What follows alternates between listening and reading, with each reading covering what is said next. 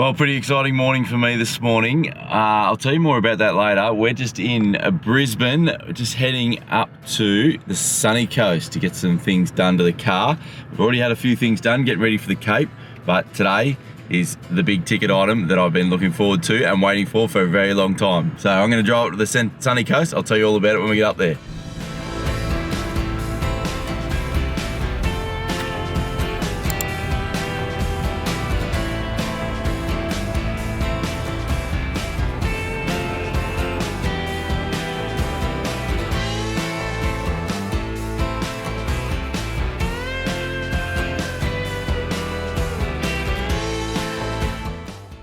All right, exciting morning this morning. We are down at Accelerate Off-Grid up here on the Sunshine Coast to address two of the things that I most regret about when we fitted out our Land Cruiser a couple of years ago now. We didn't do a winch and we didn't do a reverse camera. Now, this is part of our prep for heading up to the Cape this year. A winch is just something that I want to have to be able to go and tackle some of the more difficult four-wheel drive track. When we were over doing the Holland track last year in WA, I really wish we'd had the winch then to be able to tackle more of the mud holes and stuff with a bit more confidence, especially when we're on our own out there, just having that ability to self-recover. So we're getting a winch put in the bar. The guys are ripping into that now. I'd like to say that the reverse camera is more for Liz when she's driving, but it's also mainly for hitching up. When we're hitching the van up, it's an absolute pain not having a reverse camera. It's just something I completely missed, didn't even think of when we did the fit out a couple of years ago, and I just haven't had a chance to do anything about it. Bryony found a really cool kit that integrates straight into the factory head unit in the car as well, so we don't have to do any additional screens or anything like that. So looking forward to getting the reverse camera in there as well and get that sorted out. And while we're here, Bryony's actually going to give us a $500 gift voucher to give away to you guys. So let's go and have a chat with Bryony and see what you can spend your voucher on. So we met these guys travelling in WA. Yeah, a few spots. We did Membernup and then Kalbarri and then Karajini and then Ningaloo. You guys just couldn't shake us. You couldn't get rid of us.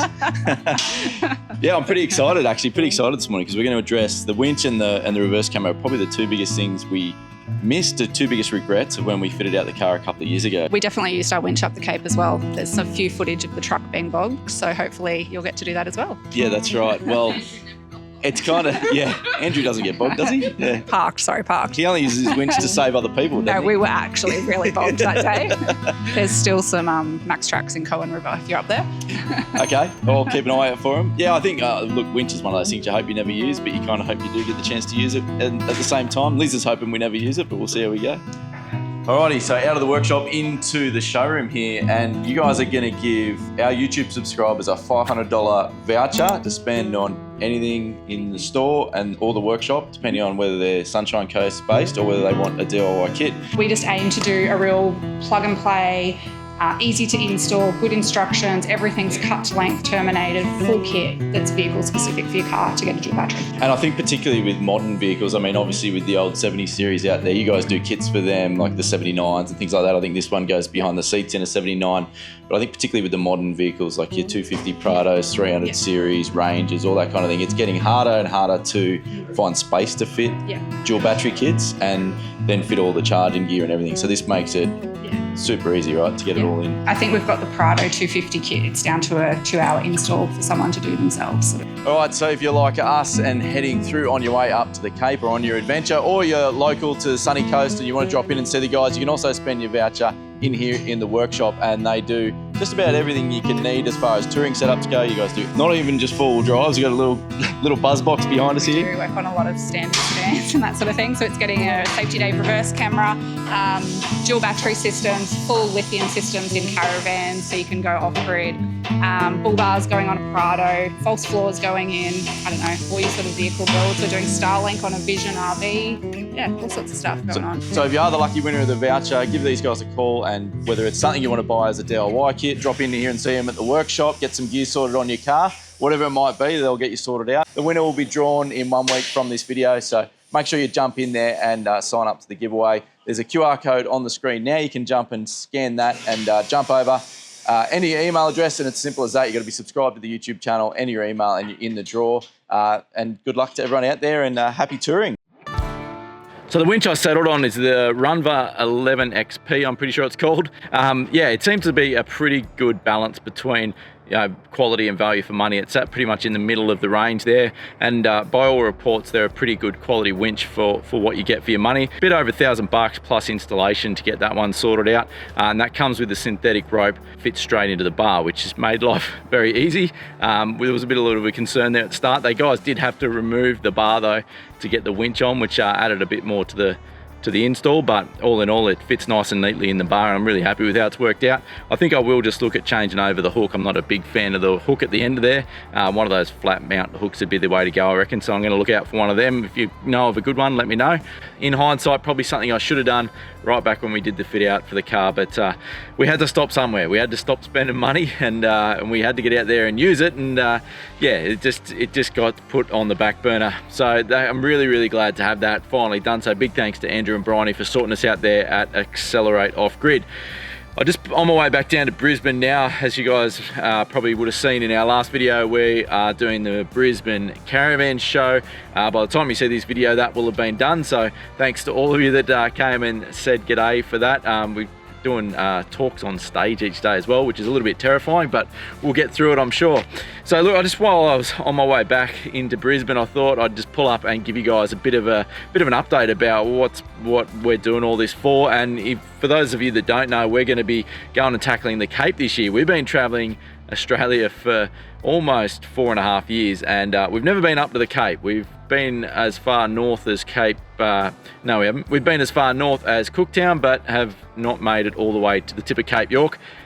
And it's just something I feel like we've got to do. We've got to tick it off. I don't think it's going to be our favourite part of Australia. I think I've got relatively tempered expectations, shall we say. I'm not expecting huge things, but we're going into it open-minded and hoping to be impressed. So yeah, really looking forward to it all in all. I think it's going to be a fun trip no matter what, but a few things had to get sorted on the car before we headed up there, just to make me feel comfortable with what we were going to do. And there was a couple of things we wanted to get sorted out that were warranty items from back when we did the fit out on the car a couple of years ago. So one of those was the tow bar and one was the exhaust, and both of them were just aesthetic. So it was just corrosion basically, or rust. Obviously our car spends a lot of time outside and in harsh elements, and it's a big reason we did the 3M PPF, and it's a big reason that we've done a lot of the stuff we have to the car to prep it for that and to make it last as long as possible. But I was pretty disappointed with the finish on the tow bar,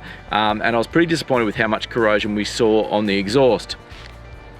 The first one that I noticed was on the tow bar. There were some areas that were chipping when we first installed it. The paint was chipping really easily, and it didn't take long. Within a few months of having the tow bar on the car, it started to rust in a few spots, and by the time we got it back over here to the East Coast, it was in pretty bad shape. About 8 or 9 months ago, I got in touch with McCormack, sent them some photos because we bought the tow bar through them, and said, look guys, can we go to Tag, who made the tow bar, and see what they can do. They were pretty reluctant to help us out. They sort of said, they tried a few things. They tried to tell me that corrosion wasn't part of their warranty, which it was never stated in their warranty document. They tried to say that it was normal and that was the amount of corrosion we should expect, which I didn't really want to accept.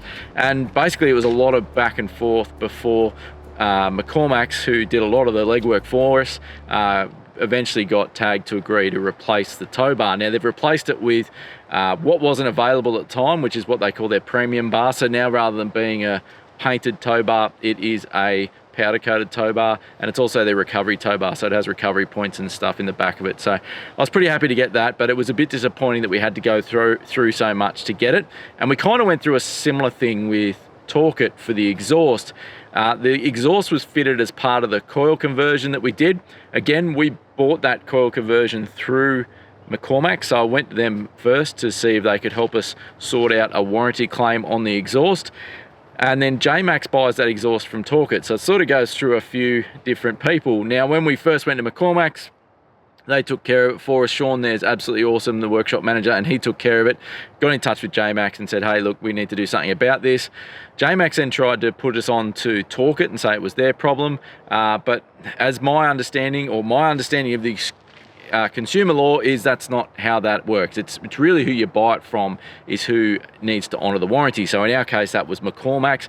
They were doing everything they could, but J-Max were trying to push it back onto Talk It. It took a couple of emails to sort of let them know that, look, I'd really rather they went and took it to Talk It, considering that they bought the product from them. And eventually, again, a bit of toing and froing, they tried to say corrosion was normal. I sent them some screenshots of the website, of their own website, where they advertised as being corrosion resistant and tough and built for Australian conditions and all that type of thing. And to me, you market it that way, that's how the product should be, and it just didn't stand up to what we expected from the product. So look, eventually, again, it took a fair bit of going back and forth, but we managed to get Talk It to honour the warranty and to replace the exhaust. So both of those things got done recently in McCormack's. The exhaust and the tow bar both got replaced under warranty, and McCormack's took care of the labour for that for us. And while it was there, I asked them if they could do a service on the car as well. It was due for its 40,000 K service, and they did an extensive service for us to prep for the Cape. So all of this stuff I wanted to get sorted before we headed up there. And then of course, then it was time to get the winch and the reverse camera on. So now we've got all that done, I feel really confident in the car to take it up to the Cape and do some fun four-wheel driving and do some of the tougher tracks. I'm really keen to do the telly track.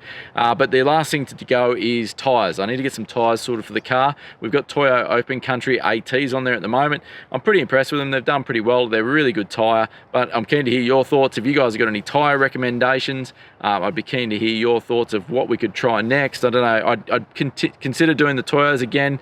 Look, we got 35,000 odd Ks out of them. They didn't go on the car quite when it was brand new, but close to 40,000 Ks anyway we've gotten out of them, which is, in my experience, for the type of driving we do and towing full time, is a pretty good mileage. I'm pretty happy with that. But yeah, it is definitely looking like time to get them changed out, and I wouldn't mind going something a little bit more aggressive to tackle some of those muddy tracks and stuff up around the northern part of the country. So keen to hear your thoughts, like I said, on the on tyre recommendations, anything you've tried and what you think of them.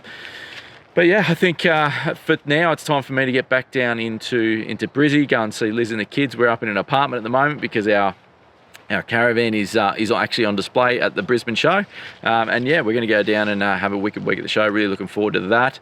Coming up, we're going to do a whole video about warranties and whether it be what we've had to deal with four-wheel drive accessories, or whether it's in the caravan industry. We hear a lot of stories of people getting the bum steer or getting the runaround, kind of like what we experienced with Talk It and with Tag. And I think it's important for people to understand what businesses' responsibilities are and what your rights are under the Australian consumer law, and whether or not something is covered by warranty and whether or not something should be addressed. We hear a lot of it in the caravan industry where people are having warranty issues and then being told that they have to go and contact suppliers directly, where that's not actually the case, and a whole heap of just misinformation that's out there. So I think we're going to address all that in a video and get it all together. So if you've got any experience with that, or if you've got if you've had any experience where you've had a company or a brand or a business not doing the right thing, or you feel like you haven't been dealt with as you should be under Australian consumer law, we'd be keen to hear about it. We're going to put all that into a video, like I said, and address that, because I think there's definitely a bit of a gap in the in information out there as to what your rights and responsibilities are. So we'll get into that in a video coming up soon, and we're also going to be taking off next week. We're going to get out of this part of the country and start that trek north, which we're very excited about, very keen to get back out exploring.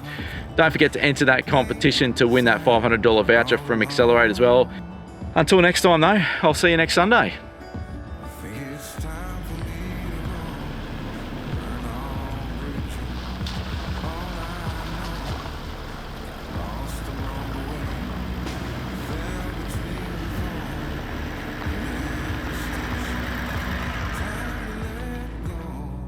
So